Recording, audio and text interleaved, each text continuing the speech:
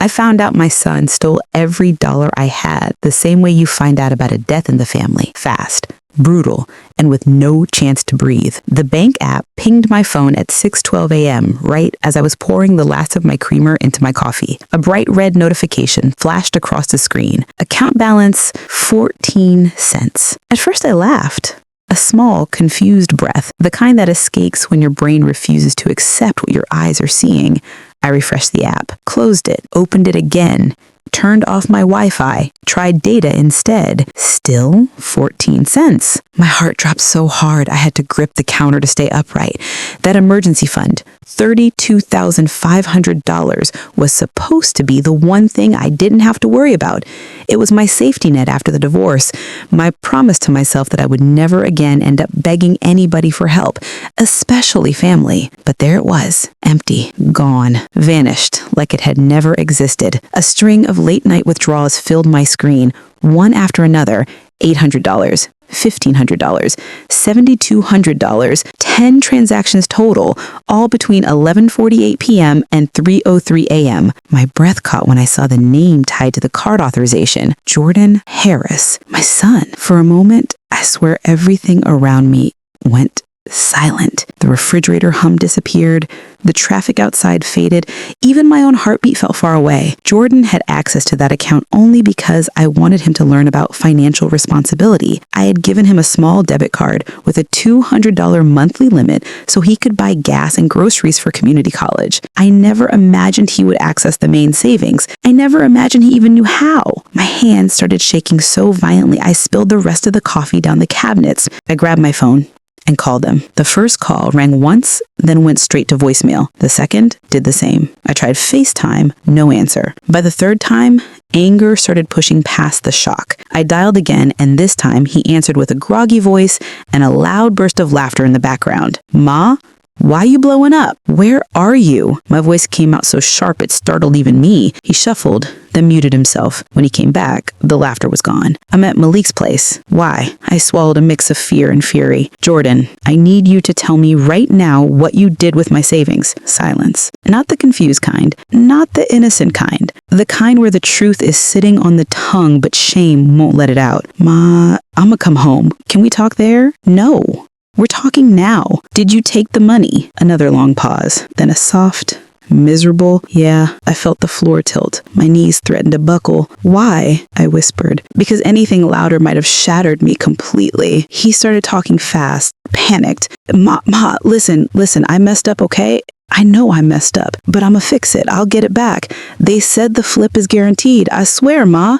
"Guaranteed." I laughed, but it wasn't a laugh. It was a wound tearing open. "Jordan, you think if anything in this world was guaranteed, I'd still be working the night shift at the clinic? You think if quick flips worked, I would have struggled the way I did to build that fund?" He breathed out a shaky apology, but it felt small. Too small, like trying to plug a dam with a Band-Aid. "Come home, now." I forced each word out slowly because if I didn't, I would scream. He said he'd be there in 30 minutes. When the call ended, I stood in the middle of my kitchen with my chest constricting so tightly I couldn't take a full breath. I pressed my palms to my face, felt the tears burning through the cracks of my composure. Not just because of the money, although God knows the money alone was enough to break me, but because my own child had looked at everything I sacrificed and decided it was his to take. I walked to the window and looked out on the quiet street. Dawn was just rising, soft pink light spilling across the houses. It should have been peaceful. Instead, it felt like the moment right before a storm cracks open the sky, and deep down, beneath the hurt,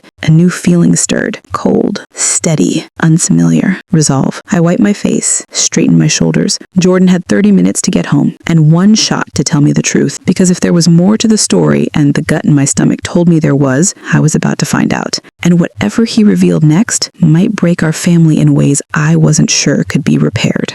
Jordan walked through the front door like a man headed to his own sentencing, slow, cautious, eyes refusing to meet mine. The moment he stepped into the living room, I felt the shift in the air. He wasn't the bright, soft-spoken boy who used to curl up beside me during thunderstorms. He wasn't even the young man I'd lectured 100 times about responsibility. No, he looked older, more burdened, and far more scared than he wanted me to notice. He shut the door behind him, jaw tightening before he finally whispered, "Ma, I'm sorry. Sit." I motioned to the couch, trying to keep my voice steady, even though my entire chest felt like it had been scraped raw. He sank down, shoulders hunched, hands clasped between his knees. For a long stretch of seconds, neither of us spoke.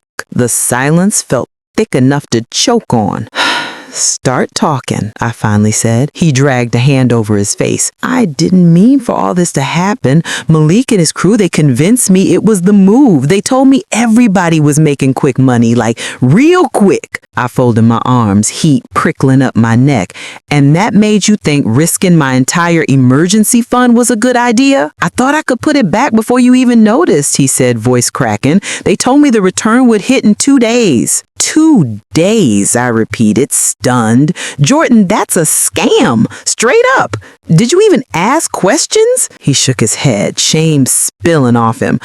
I know now. But Ma," he finally met my eyes, "I just wanted to help out more." That sentence hit harder than I expected. Help out by stealing from me? He flinched. "That ain't what I meant.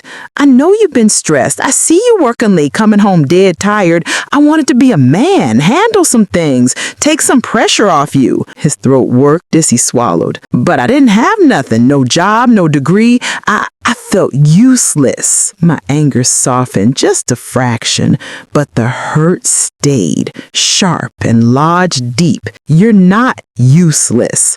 But what you did was reckless, dangerous, and it could ruin both of our lives." He stared down at his hands, voice small. "I wanted to be more than the boy who keeps needing something from you." I exhaled slowly. "Jordan, you don't become a man by stealing. You become a man by taking responsibility." He nodded, eyes glistening. "I know, and I'm ready to fix it. Whatever I gotta do." I wanted to believe him. God, I did. But something about this whole situation felt too neat, too simple. Jordan wasn't stupid. Careless, yes. Impulsive, definitely.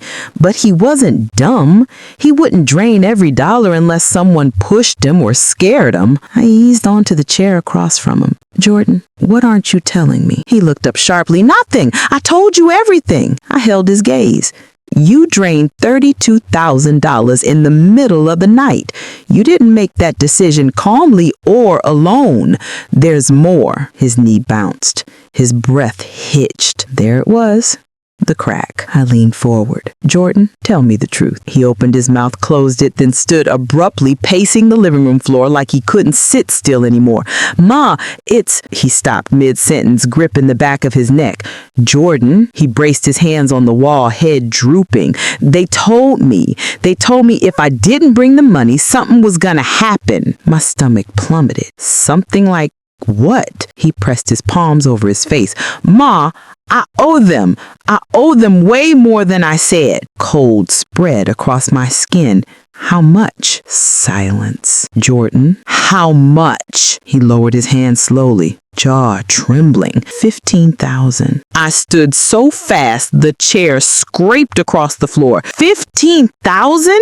You telling me you owed them $15,000 and didn't think to come to me? I was scared. He burst out, voice loud and raw. "They're not just some boys I hang with. Malik's cousin, he's mixed up with people who don't play. They fronted me money for a car flip a while back and I messed it up. I didn't know it would get this serious." I pressed my hand to my forehead. "So you used my savings to pay them back?" He nodded, tears finally breaking loose. I didn't know what else to do. I sank slowly onto the couch, the room tilting around me. I felt every year of my age settle on my shoulders. "Jordan, do you think they still owe you more?" He hesitated too long. My heart thudded. "Jordan, answer me." He swallowed hard. They said the interest puts it closer to 20. I closed my eyes. A deep, painful exhale left my body. So you've stolen my savings, and these boys still think you owe them $20,000? I'm sorry, he whispered, voice barely audible. My hand shook, my thoughts spiraled. Fear and anger wrestled inside me until I couldn't tell which emotion was winning. Do you know where we live? He looked away. Jordan. I could barely get his name out. He nodded. A sting shot through my chest, sharp and immediate. I stood again, pacing now. Lord Jesus. Ma, I didn't mean for it to get this like. He cried. I thought if I paid them fast, it would all go away. I stared at him. The boy I raised, the boy I loved more than my own breath, and felt the full weight of what his choices had pulled into our lives. This wasn't just about stolen money anymore. This was danger. I'm calling the police, I said quietly. He jolted. No, Ma, please. I don't care. They're threatening my home, my life, your life. This is bigger than you trying to play grown. He reached for my arm, desperate. Ma, if you call them, it'll get worse. Worse than this? Worse than 32,000 gone? Worse than you owing 20,000 more? Worse than dangerous men knowing where we live? He stepped back, breath trembling. I messed up. I messed up bad, but please, just give me a little time. I can fix it, I promise. No, I said, voice firm. You had time. You had choices. Now we deal with the consequences. He shook his head, eyes wide with panic. Ma, you don't understand what these people will do. I understand enough. My voice softened, but the steel in it stayed. Jordan, I love you, but I won't lose my life or yours because you're scared to tell the truth. His lips parted, his eyes filled with the fear I'd never seen before. And that's when the doorbell rang. Once, twice, 3 slow, deliberate chimes that didn't sound like a neighbor or a friend or a package delivery. Jordan froze. My blood ran cold. We both knew, without either of us saying a word, who was standing on the other side. The doorbell echoed through the house again. Low, heavy, deliberate. Jordan and I locked eyes, both of us too afraid to speak. His chest rose and fell in sharp, shallow breaths, like a man drowning on dry land. Don't answer it, he whispered. I shot him a look. You think I'm opening that door? He shook his head violently, palms sweating as he wiped them down his jeans. Ma, please, don't move. Just stay quiet. But whoever was outside wasn't planning to go away. The knocking started next. Not frantic, not polite. Slow, measured. Knuckles thick enough to make the doorframe tremble. Boom, boom, boom. Jordan backed away until he hit the wall, his voice cracking. Ma, that's them. A chill washed through my body. I'd heard enough stories, seen enough mothers bury their sons over mess just like this, to know that danger rarely comes yelling. Sometimes it comes quiet. Sometimes it knocks. I grabbed my phone off the table, my thumb hovering over the emergency call button. Jordan noticed and reached for me, panic flaring in his eyes. Ma, no, he hissed. If you call the cops right now, they'll hear you. And if these dudes hear sirens, you expect me to just stand here? My whisper came out sharp enough to cut glass. He shook his head helplessly, tears forming again. Ma, please, please, I swear I can handle it. Just let me talk to them. Absolutely not, I said. You're a child to them. They don't respect you. He stared at the front door as another knock hit, harder this time. If I don't answer, they'll break it down. My stomach twisted. You think I'm just letting you walk out there alone? He wiped his face with both hands, trembling. I ain't trying to put you in the middle of this. I'm the one who made the mistake. I'll handle it. No, I said again, firmer. You walk out that door and you might not walk back in. We both fell silent. The knocking stopped. A voice came through the door, calm, deep, almost conversational. Hey, Jordan, we know you in there. Open up. Jordan's face drained of all color. Ma, the man knocked again. Come on, little man. We ain't here to start nothing. Another voice chimed in, lighter, almost amused. Yeah, bro, we just want to talk. Thought you'd be excited to see us. I felt something hot and fierce ignite in me, something maternal, ancient, protective enough to swallow fear whole. I marched to the peephole. Jordan grabbed my arm. "Ma, no!" But I looked anyway. Standing on my porch were two men in their 20s, one tall and lean with denim jacket and locks pulled back tight. The other shorter, bulkier, arms covered in tattoos. Both looked like they'd been awake all night. Both looked like trouble wrapped in confidence. The tall one stared straight at the door like he knew I was watching. "Jordan," I whispered, stepping back. "You're not talking to them alone." He shook his head helplessly, tears forming again. "Ma, please, I'm begging you, let me fix this." "I won't let them hurt you," I whispered. His face crumpled, the fear raw and real. "They don't want me, Ma. They want their money. And they're not getting it," I said. A heavy silence settled between us, thick enough to suffocate. Then the doorknob jiggled hard. Jordan darted forward.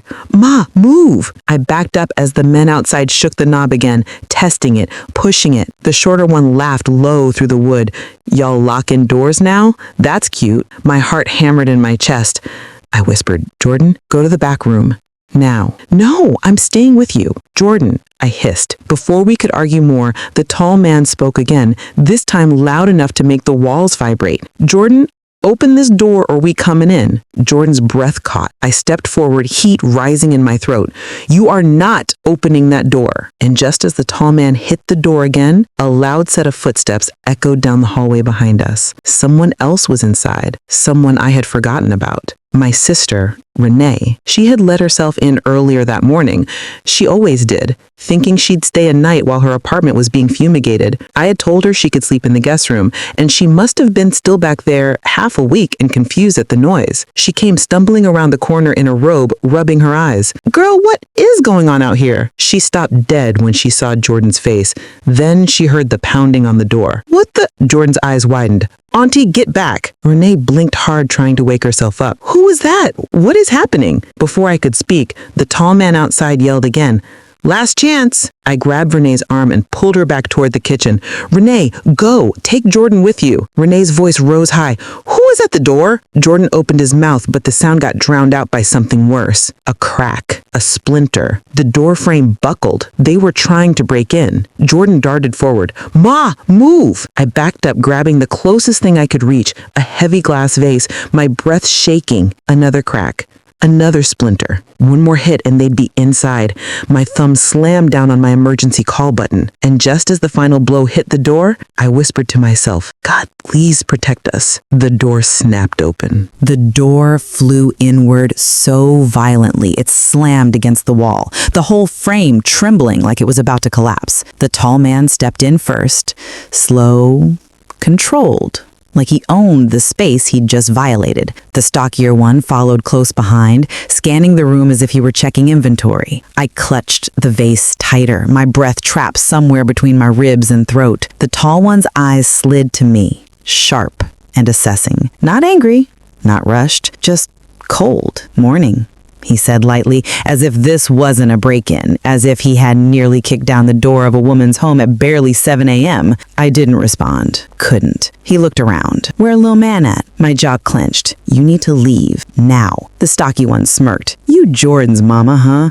You look like you be minding your business, so mind it and tell your son to come out." My heartbeat pounded so loudly I could barely hear myself think. I kept my voice low, steady. "Get out of my house." The tall one chuckled once, amused, not threatened.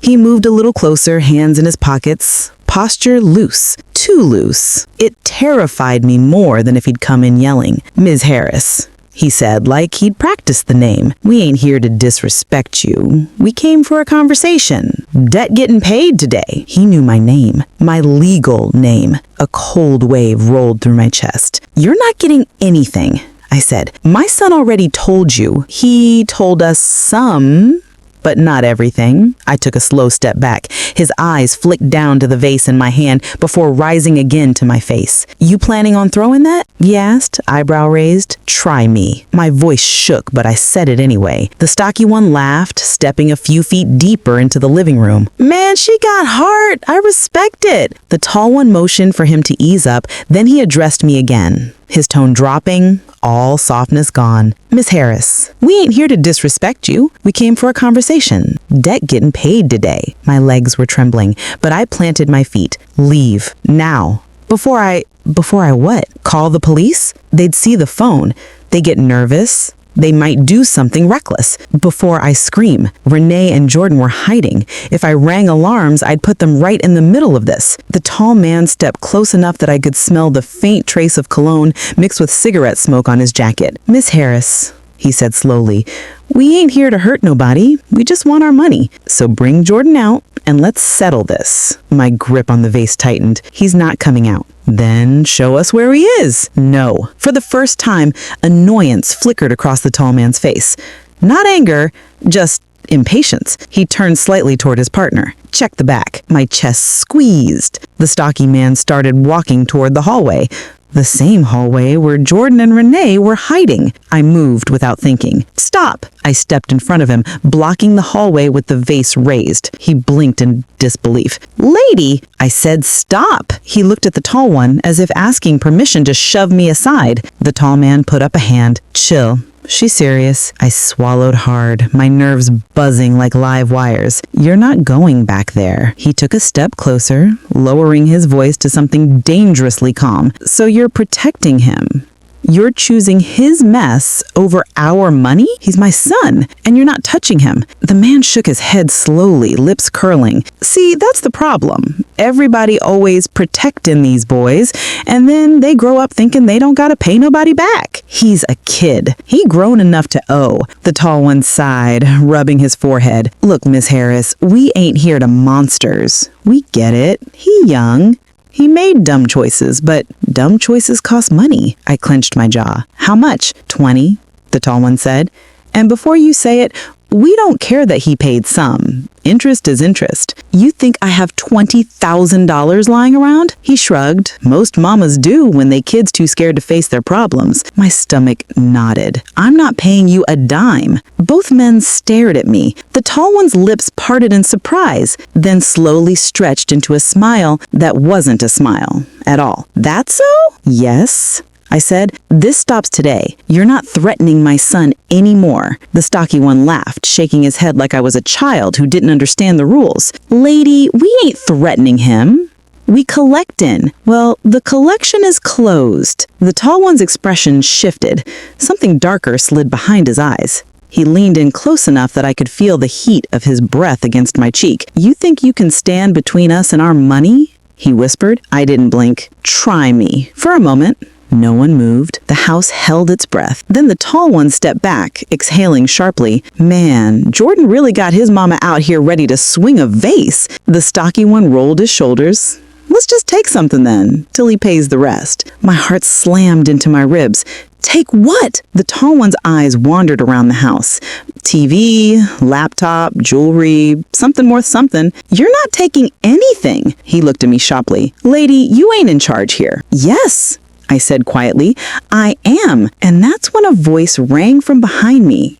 Shaky, but loud. Leave her alone, Jordan. He stepped into the living room, hands raised slightly, breath trembling, his body tense like a wire stretched too thin. The tall man grinned slowly. There he is. No, I whispered weakly, reaching for him, but Jordan brushed past me. Don't touch my mom. I'm here. Talk to me. The stocky one cracked his knuckles. Finally, the tall one nodded once. Jordan, you owe. You paying today, or we taking something worth what you owe. Jordan's jaw trembled. I don't have anything. The tall one shrugged. Then she does. My blood iced. Jordan stepped in front of me. No, I said don't touch her. Something in the tall man snapped. His smile faded. His posture stiffened. So what's the plan then, tough guy? You got our money or... Nah, Jordan swallowed. Give me a day. Just one. 1 day? The tall man laughed. You think I'm stupid? Please, Jordan whispered. The man stepped forward, towering over my son. Nah, no more chances. And then, from the hallway, Renee screamed, Y'all need to get the hell out of this house before I call every cop in this city. She stormed into the room, wielding the heaviest frying pan I owned, her robe barely tied, hair wild like a woman fighting for her life. The stocky one spun around. Man, what? But Renee didn't blink. I ain't scared of you. Get out before somebody gets hurt. For the first time, for the briefest moment, the two men hesitated. And in that hesitation, I saw a window. A small one, a fragile one, but a window nonetheless. Because none of us realized my phone had already connected. The emergency operator was still on the line, listening, recording, tracing the call. And just as the tall man took a step toward Jordan again, a faint sound drifted from outside. Sirens, distant, growing louder. The men heard it. All three of us did. The tall man turned toward the door slowly, jaw tightening. "Jordan, you made the wrong move," he said, voice low and furious. The stocky one cursed under his breath. Then they bolted out the front door, down the steps, and to a black car waiting at the curb. The engine roared. The car sped off, and the sirens came closer. Jordan collapsed to the floor. I didn't move, because the last thing the tall man said before running out still echoed in my head. "You made the wrong move."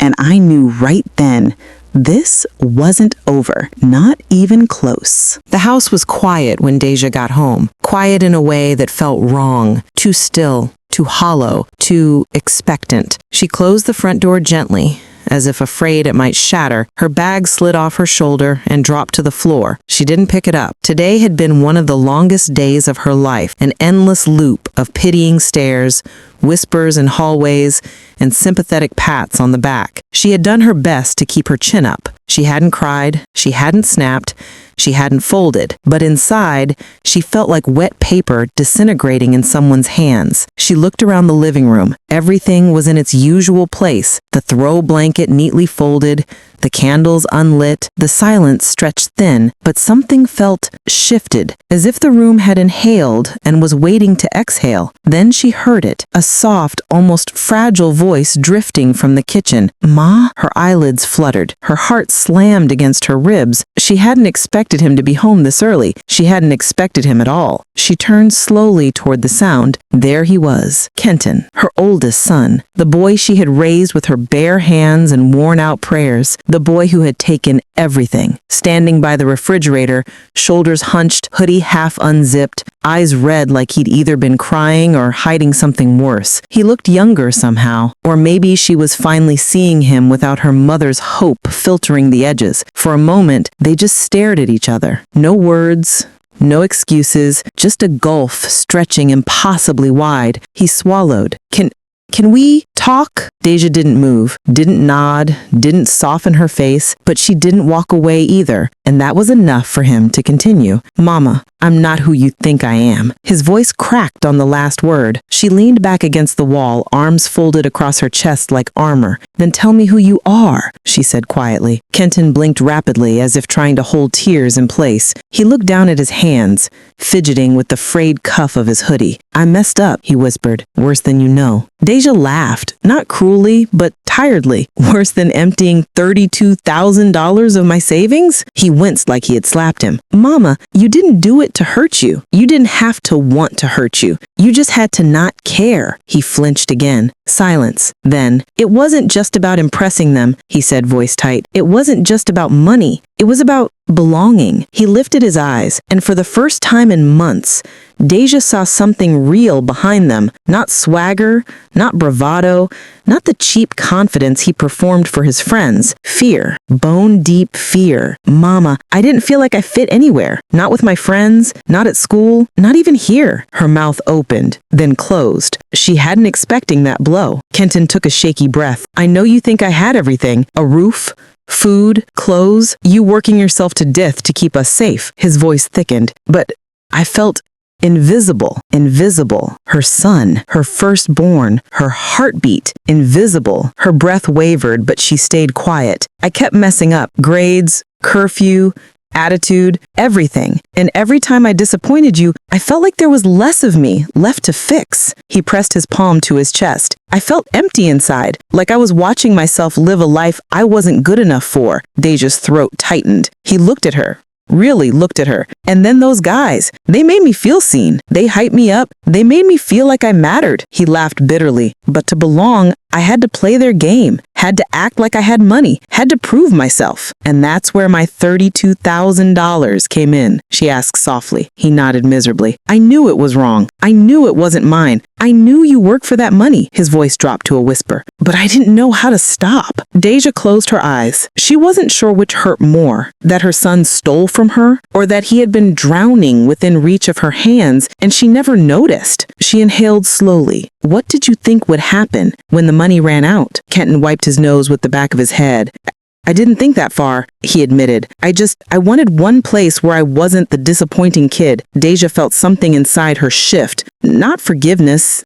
Not yet, but understanding. A painful, trembling kind. She stepped closer. Kenton stepped back, afraid she was coming to yell or punish, but she only reached out and touched his cheek. He sucked in a breath. Mama, he whispered. Tears finally spilled over. I'm sorry. He sobbed harder. I'm so sorry. I didn't mean for you to lose the apartment. I didn't mean for you to sleep in that motel. I didn't mean to ruin everything. You didn't ruin everything, she said quietly. He looked up, confused. You hurt me. You broke something between us, but you didn't ruin me. Her voice steadied. I am not that fragile, and you are not that lost. He covered his face with both hands and cried, loud, heavy, unfiltered sobs. The kind boys aren't allowed to cry. The kind young men are taught to swallow. The kind mothers never get to see until it's almost too late. And Deja, for the first time in months, pulled him into her arms. He collapsed into her like a little boy. She held him tight, tighter than she had held anything in a long time. When he finally quieted, he spoke again. Mama, I want help. I don't want to be this person anymore. Her eyes shined. That's the first real thing you've said to me in a long time. He nodded. I'll get a job, pay you back, go to counseling,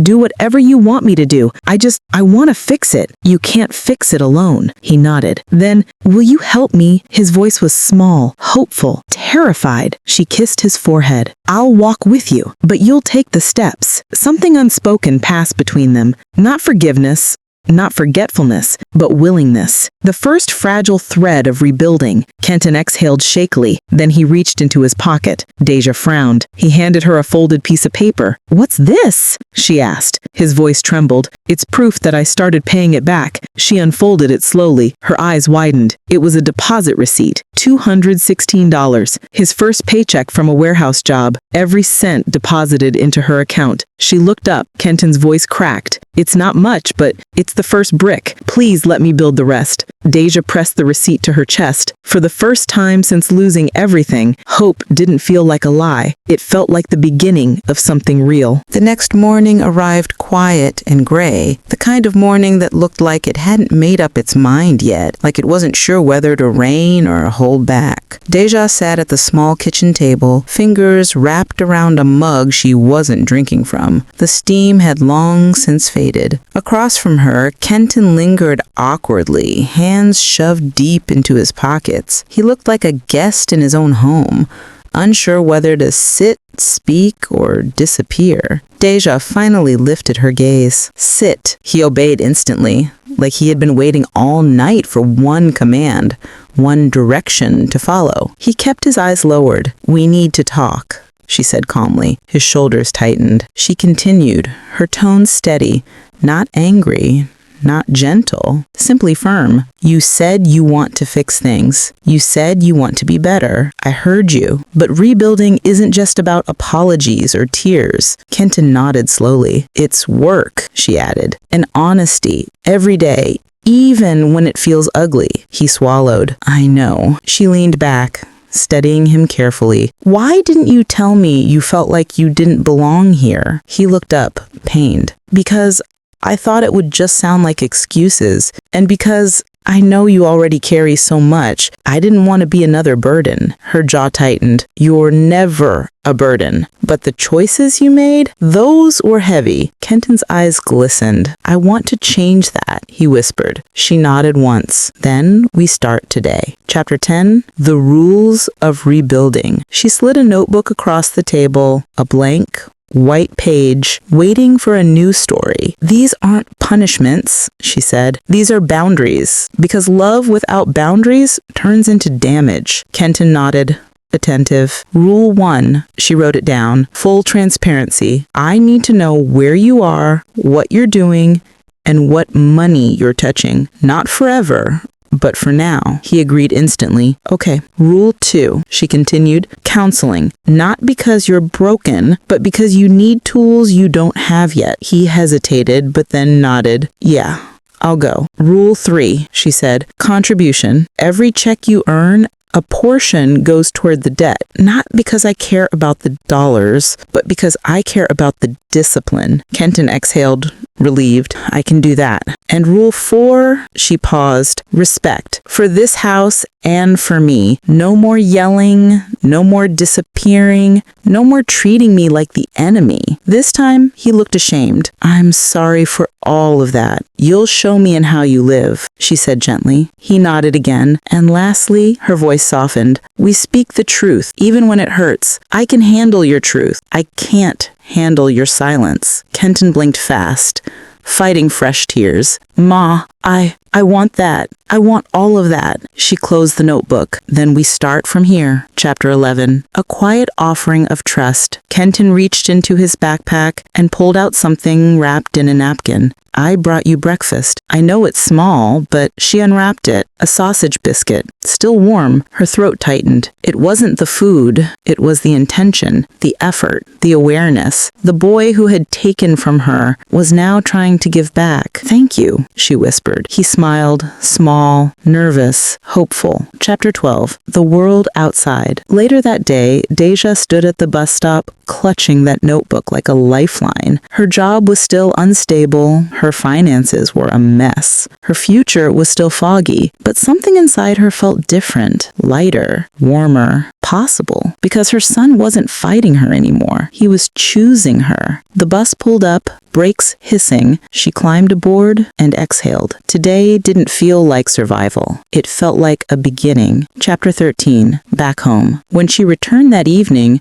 she found Kenton sitting at the kitchen table again. Same chair, same posture, but something new in his eyes. He lifted a sheet of paper. He said, I found a second job. Evening shifts. I can start next week. Deja stared at him. You don't need to rush. I do, he said firmly. Not to pay you back fast, to grow up fast. She felt emotion rise so suddenly she had to sit down. Kenton's voice cracked. I want that. I want all of that. She reached across the table, placing her hand on his. You can be, one day at a time. And for the first time since their life fell apart, they smiled at each other without pain between them. I woke up the next morning with an ache in my chest I couldn't name. Not fear, not anger, something heavier, something older. It felt like exhaustion soaked deep into my bones, the kind of tired that comes from years of holding up a house by yourself. The loose blinds in my bedroom rattled softly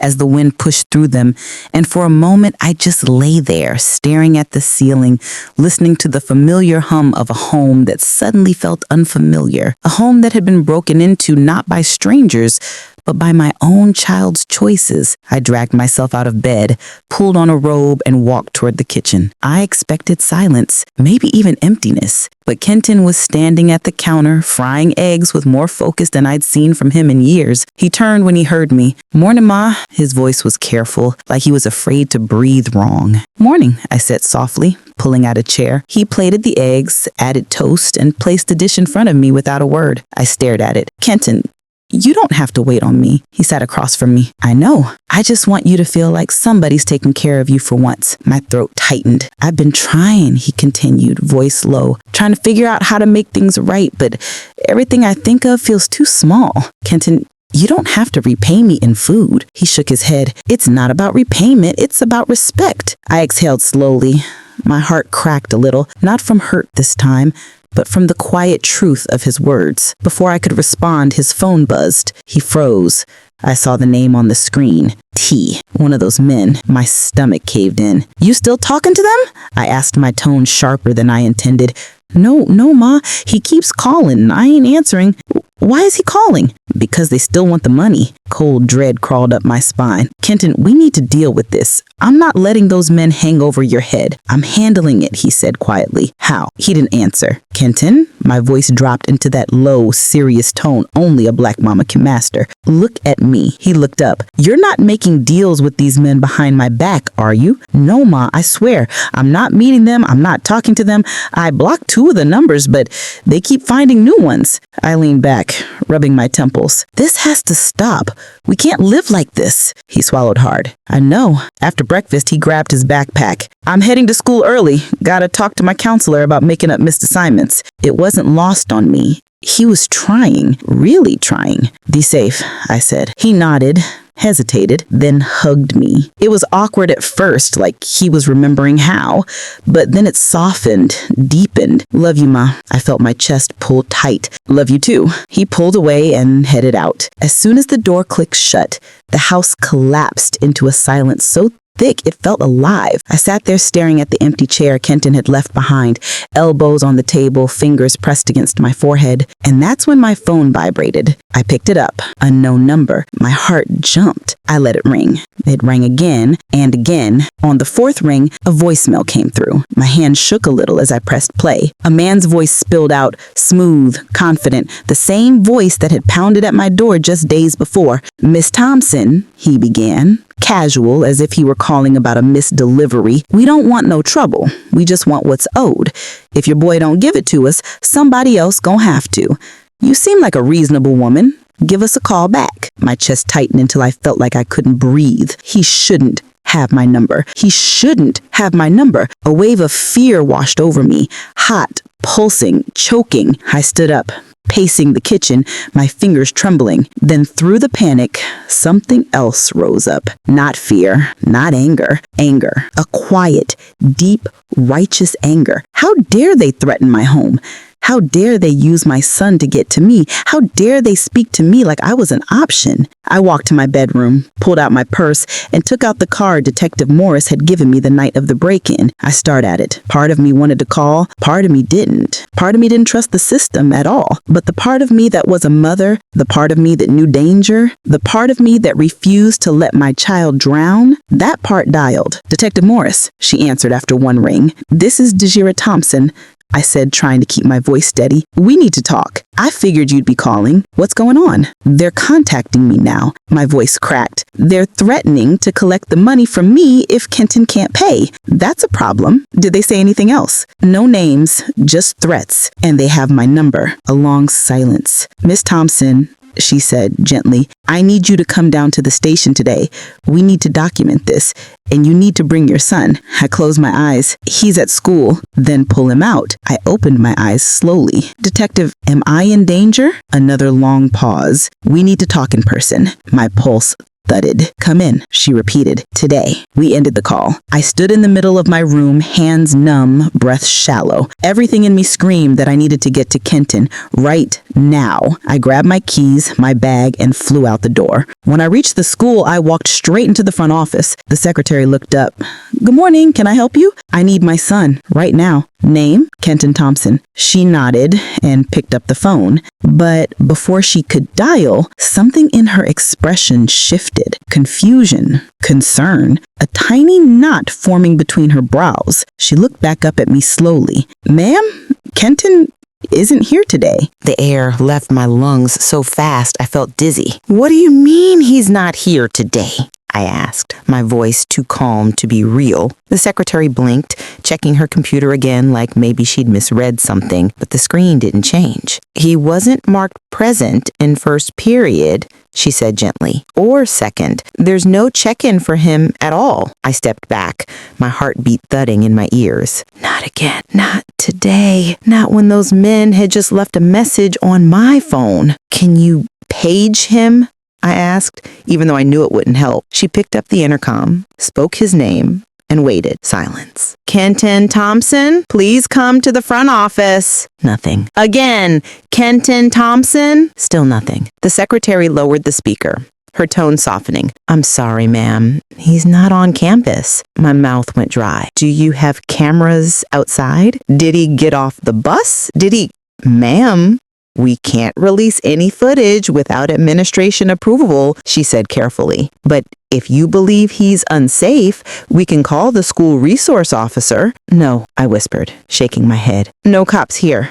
please. She nodded in understanding. I backed out of the office, my hands trembling as I pulled out my phone. I tried calling him, straight to voicemail. I tried texting him. Kenton, call me now. Kenton, where are you? Baby, please answer me. I'm scared. Those 3 dots didn't appear. Nothing came back. I walked through the hallway, my steps echoing off the linoleum, kids glancing at me with that sad curiosity people save for mothers in panic. I pushed outside into the cooled air and stood there turning in circles like maybe he'd magically appear. Think. I whispered to myself. Think, where would he go? He didn't have friends he trusted.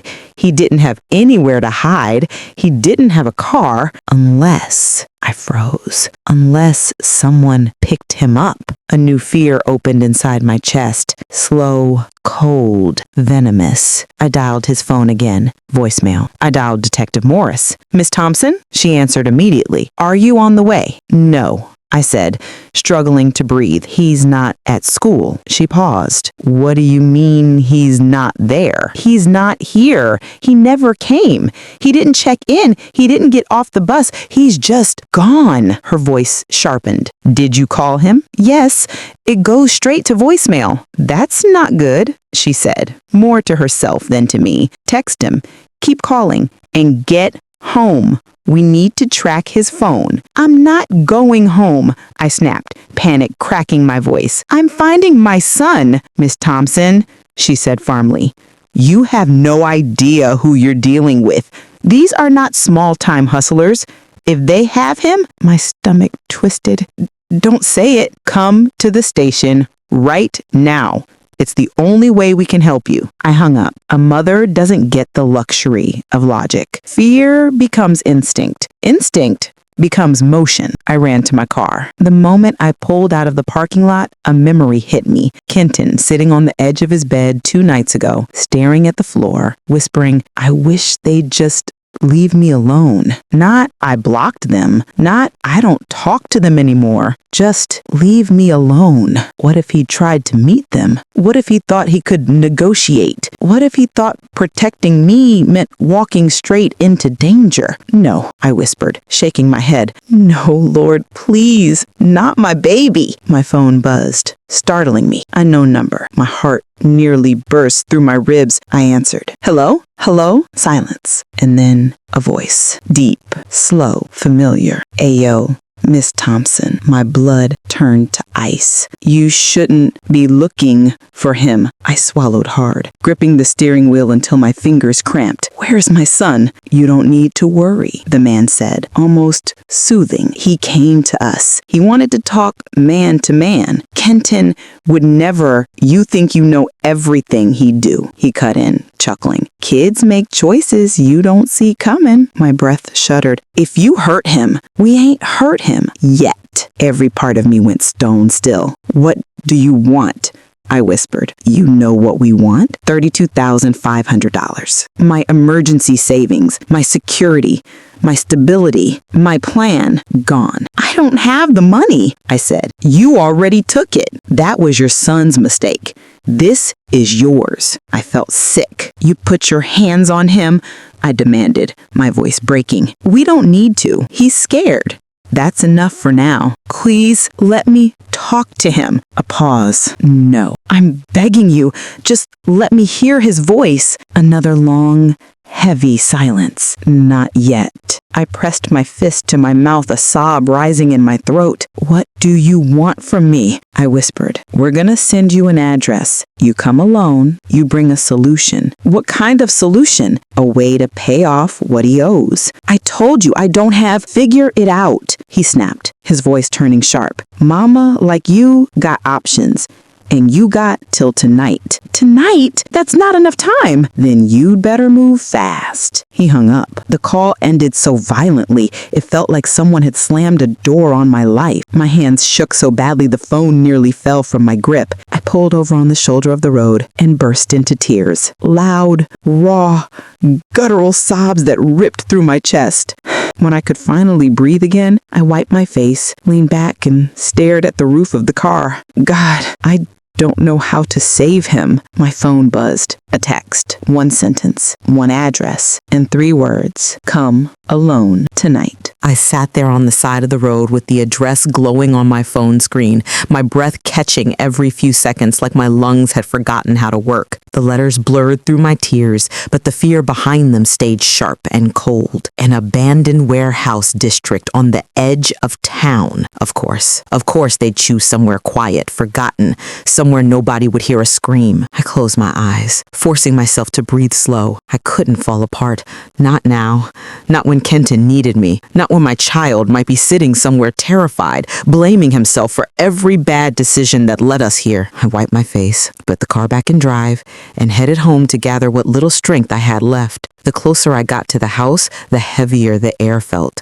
Like the walls knew I was walking into a moment that could change everything. Inside, the house was still, too still. I stood in the living room staring at the front door, the same door those men had almost broken through. My home felt violated, haunted by echoes of their fists. I sank onto the couch and tried calling Kenton again. Voicemail, voicemail, voicemail. Kenton, baby, I whispered into the empty room. Mama's coming for you, I promise. A knock at the door snapped my head up so fast I almost lost my balance. My heart lurched. But this knock was different, gentler, familiar. I walked to the door, opened it, and there she was. Renee, her face swollen from crying, hair wrapped in a scarf, still in the clothes she'd fled the house in. Deja, are you okay? I've been calling you all morning. I'm fine. You not fine. She pushed her way inside. I barely slept last night thinking about everything. I ain't never been that scared in my life. I swallowed hard. Me either. She looked around. Where's Kenton? My throat tightened. Not at school. Renee froze. What you mean he not at school? I explained everything. The voicemail, the unknown call, the threats, the address. By the time I finished, she was pacing the living room with her hands on her head. Girl, no, Deja, you not going down there. You called the police. You call that detective woman. You don't go walking into no trap. I have to, I said quietly. You don't have to? You think they really gonna let him go? You think they not gonna come after you next? These ain't boys, they grown men who don't care nothing about your life. I stepped closer. Renee, if it were your child, you'd go. You know you would. She shook her head, tears spilling down her cheeks. I would go, but I'd be stupid for going. Then I guess I'm stupid. No, she said, grabbing my hands. You're scared, but being scared don't mean you gotta walk into the lion's mouth. Please, let me come with you. I pulled my hands away. They said come alone. Then I'll follow behind. I hide in the car. I'll call the cops from a distance if something go wrong. Deja, I'm not letting you go out there by yourself. My chest cracked open at the fear in her eyes. Fear for me. Fear for Kenton. Fear for this family that felt like it was unraveling thread by thread. I can't come. You can't come. If they see you, they might hurt him. She stood there shaking, her face tight with helpless rage. I don't like this, Deja. I don't like it at all. Neither do I. I walked past her into my bedroom and pulled out my lockbox from the closet floor. Inside were the last things I owned of real value. My mother's wedding ring, a gold chain I'd had since high school, a bracelet Kenton gave me for Mother's Day when he was 10, and my last paycheck, undeposited, because I'd been too overwhelmed to deal with it. Barely anything, not even close to what they wanted, but it was something. I gathered the jewelry, the cash, and placed them in my purse. Renee stood in the doorway watching me pack, shaking her head slowly. You really doing this? She whispered. I don't have a choice. You always got a choice. Every woman got a choice. It's just sometimes every choice hurts. I zipped the bag closed. I need you to stay here in case Kenton calls. Renee wiped her face. He ain't calling, Deja. The truth hit me hard. He's scared. Scared of them. Scared of you being mad. Scared of everything. He probably feel like he gotta fix it on his own. He exhaled shakily, just like you. I didn't respond. Couldn't. I headed to the living room and grabbed my keys. Renee followed me, her voice breaking. Deja, please don't go. I have to. She grabbed my shoulders, gripping them tight. If you don't come back, if something happened to you, I don't know what I'd do. I cupped her cheek gently. I promise you I'm coming back. You can't promise that. No, but I can try. Outside, the sky had darkened, the kind of gray that warned of a coming storm. I got in the car and started the engine. My hands were shaking again. As I pulled onto the road, I glanced at my phone. Still no messages from Kenton, but there was a new text from the unknown number. Don't be late. A chill ran through me. I drove toward the address, each mile heavier than the last, my pulse loud, my breathing shallow. Halfway there, my phone buzzed again. A photo. My heart stopped. It was Kenton, sitting on a concrete floor,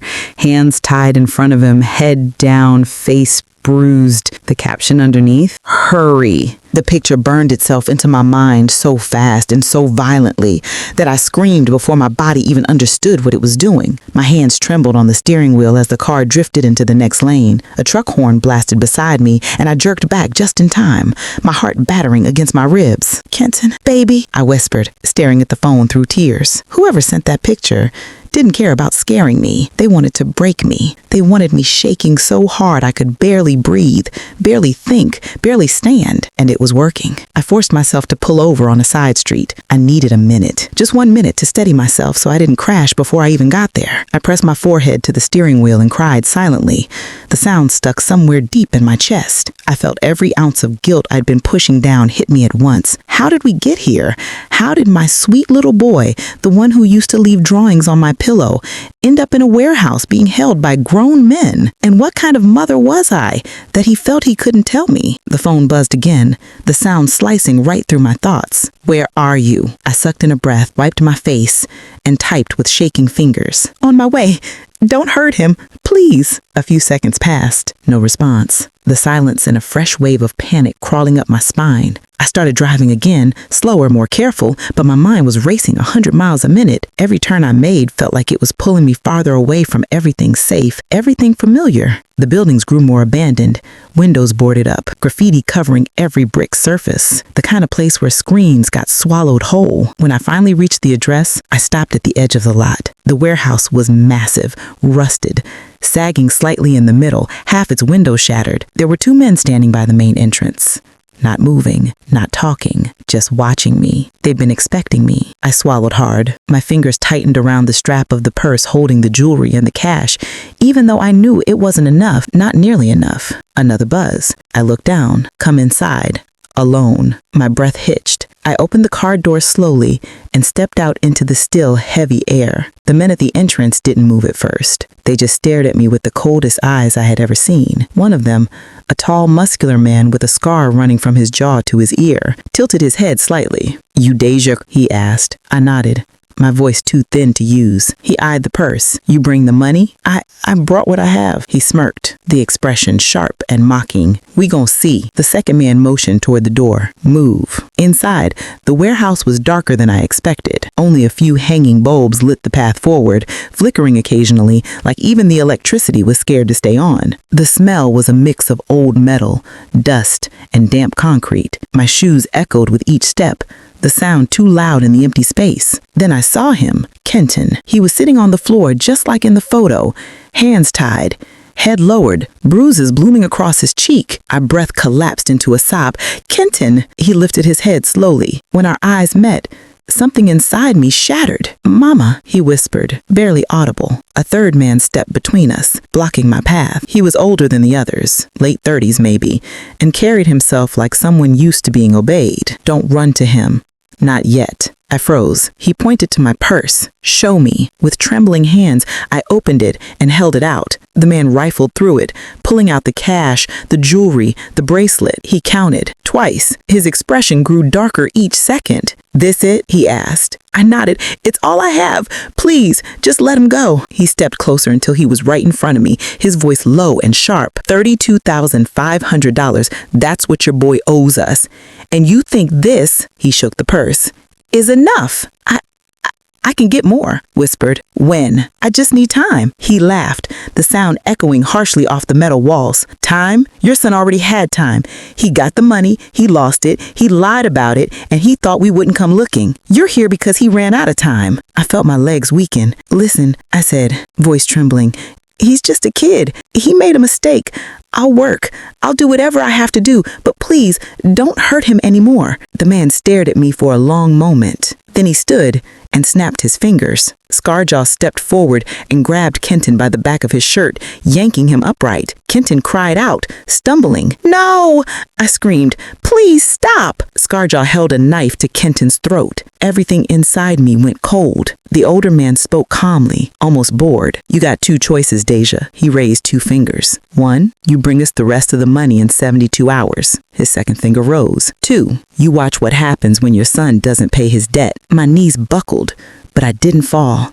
What happens if I can't get it? I whispered. The man smiled, a slow, cruel smile that told me he'd already imagined it. I didn't say anything at first. Couldn't. My throat felt sealed shut, like my body refused to let the words form. 72 hours. That number pulsed in my mind like a slow bomb, every second ticking closer to something I couldn't even bring myself to picture. Kenton's eyes were wide and wet, locked on me. He was shaking so hard his shoulders twitched under Scarjaw's grip. "Mama, I'm sorry," he whispered. The sound of his voice tore through me. My baby, my firstborn, reduced to this, terrified, bruised, tied up in a warehouse like something disposable. I forced myself to stand straight. "Untie him," I said, surprising even myself with the strength in my voice. "You got what I have for now. You know I'll go get the rest." The older man studied me, arms crossed. The dim bulb overhead flickered again, making his shadow stretch long across the concrete floor. "You walk out of here," he said slowly, "but he stays. Insurance." My heart stopped. No, that wasn't the deal." He stepped closer until I could see the faint scar under his eye. "You want him alive in 72 hours? Then you bring the rest of the money, all of it.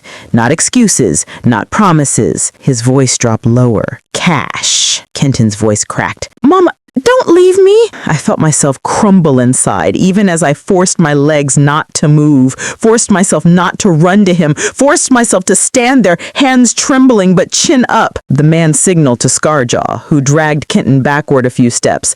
The rope around his wrist scraped against the floor. "Wait," I said, my voice suddenly hoarse. "Let me talk to him. 1 minute, please." A tense moment passed. Finally, the older man jerked his chin toward Kenton. "1 minute.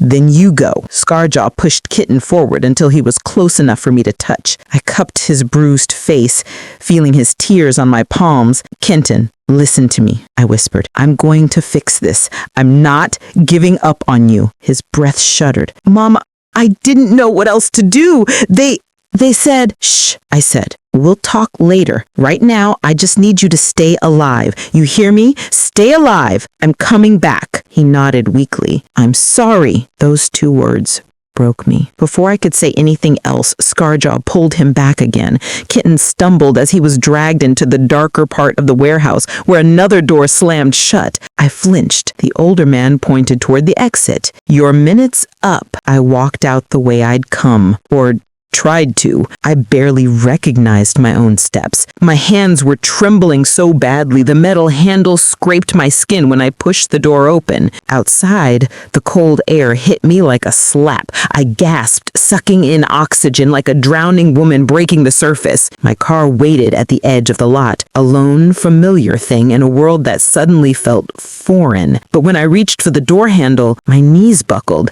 I caught myself against the side of the car and slid down until I was sitting on the gravel, pressing my face into my hands. A sound escaped me, half sob, half scream. He was still in there. My son, my baby. I cried until I had no tears left, until all that remained was a humming ache in my skull and a shaking in my bones. Finally, I forced myself to breathe. Long, slow breaths. I wiped my face, glanced back at the warehouse, and whispered into the night, "God, please help me." My phone buzzed. Not from the men, from Yasmin. "You home yet?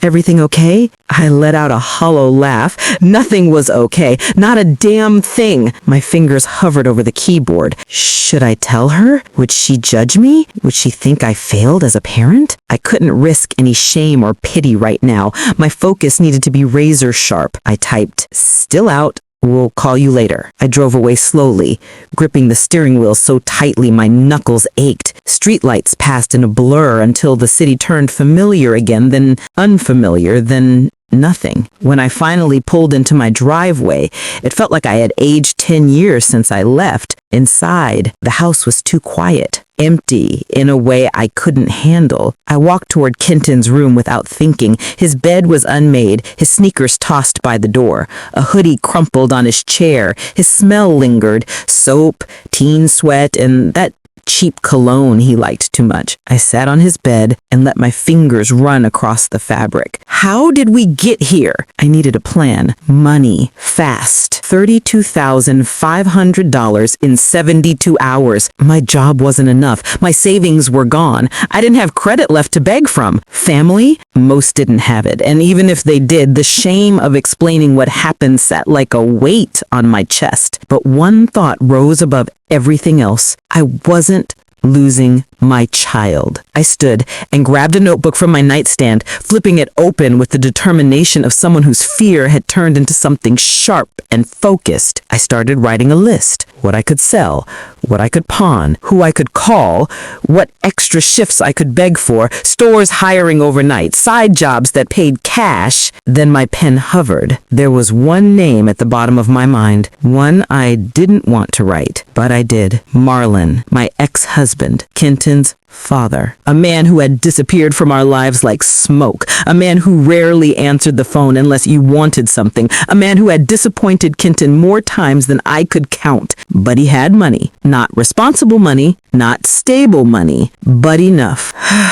I exhaled shakily. I didn't want to call him. I didn't want to owe him. I didn't want to let him back into my space. But I wanted my son alive. I closed my eyes, then dialed. The phone rang twice. Marlon? I said when he picked up. I need your help, and it's about Kenton. Silence. Then his voice dropped into something serious, something I hadn't heard from him in years. What happened? I swallowed hard. You might want to sit down. When Marlon finally spoke, his voice sounded clearer, more focused than I'd heard in years. Start from the beginning, he said. What's going on with our son? I held the phone to my ear with one hand and gripped the edge of the kitchen counter with the other, grounding myself. He's in trouble, Marlon. Serious trouble. And I don't have time to sugarcoat it. Deja, what kind of trouble? I closed my eyes, inhaling slowly so my voice wouldn't crack. Some men are holding him. He owes them money, more than $30,000. I paid what I could, but they kept him. They gave me 72 hours to come up with the rest or what? He snapped. I didn't answer. I didn't need to. The silence on his end stretched, heavy and electric. When did this happen? He finally asked. Tonight. And you're just now calling me? You haven't been present. I didn't even know if you'd care enough to pick up. I hated how raw my voice sounded, but it was the truth. He exhaled sharply. Send me the address. I blinked. What? Why? I'm going down there. No, I shouted, panic racing through me. Marlon,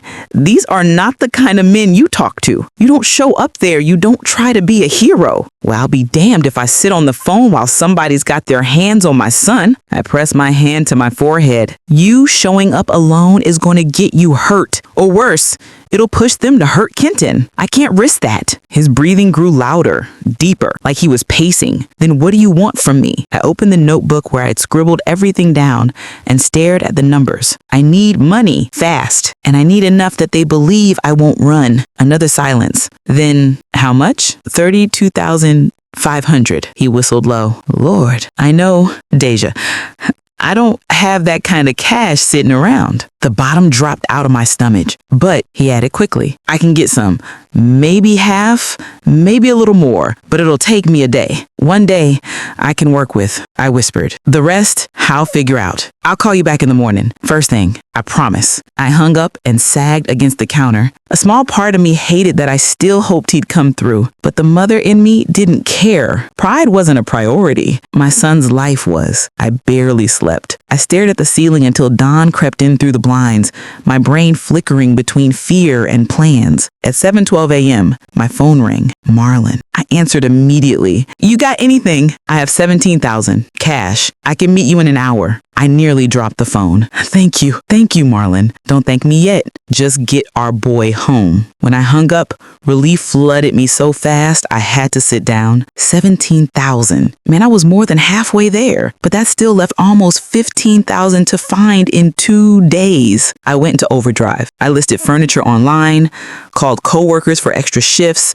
reached out to every side hustle client I had, opened old boxes to find things I kept just in case, and now suddenly needed. By noon, I scraped together another $7,000. I wasn't at the finish line, but I could see it. And then Out of nowhere, my phone rang again. Unknown number. For a split second, my heart seized. I answered slowly. Hello? A deep voice replied. You got until tomorrow night. I froze. You said 72 hours. I changed my mind. My son, how is he? He'll stay that way as long as you move fast. My voice trembled. I'm getting the money. I swear to you. You better. And don't bring cops. The line clicked dead. I sank into a chair. Tomorrow night? That gave me just over 24 hours. I forced myself to breathe, to think. At 5 o'clock, Marlon met me in a parking lot not far from my neighborhood. He handed me a thick envelope, his face tense. You sure these men ain't watching your house? He asked. I don't think so. But right now, every shadow looks like a threat. Deja, I'm sorry, he said suddenly, for everything. For not being around, for leaving you to carry so much on your own. I didn't know he was dealing with people like that. No, I said softly. We can deal with all that later. Right now, we just need to get him home. He nodded. But I saw the guilt settle in his shoulders, the regret in his eyes. Be careful, he said before he left. When he drove off, I sat in my car counting the money again. 17,000. The 7 I gathered, 24,000 total. I still needed 8,500 more. Night fell as I hustled. I sold 2 more items, called in a favor from an old coworker, did a last-minute babysitting shift for a neighbor who trusted me with their kids. Everything chipped away at that number until it wasn't 8,000 anymore. It was 4,000, then 3, then 2. By the next evening, an hour before the deadline, I had every last dollar. I stared at the total spread across my kitchen table. My hand shook with exhaustion and relief. I did it. God help me, I actually did it. I put the money in a backpack and drove back to the warehouse. The sky was dark, clouds low and heavy. A storm was coming. The same 2 men waited by the door. You came back,